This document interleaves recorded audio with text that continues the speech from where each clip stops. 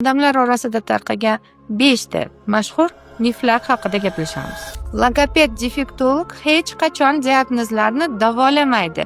U korreksiyalashga yordamlashadi va asoratini ketkazishga ko'maklashuvchi inson. Ikkinchi faktor, buvilarimiz aytishadi, farzandlarning tili kech chiqishi bu normal holat. Bizani ham bolalarimiz tili kechroq chiqqan, buni ham tili kechroq chiqadi deb. Balki bu diagnozdir.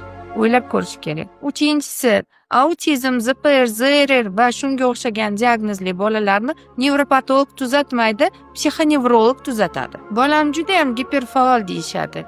Giperfaollik bu qaysidir diagnoz fonida kechayotgan jarayon hisoblanadi. Bu xarakter emas. Va eng oxirgi hamda eng muhim mif bu kuzatuv metodi orqali qo'yilgan diagnozlar noto'g'ri. Chunki ba'zi diagnozlar ikki xil toifada, ochiq va surunkali yashirin formada kechadi. Shuning uchun uni tekshirmasdan, diagnostika qilmasdan diagnoz qo'yish bu noto'g'ri.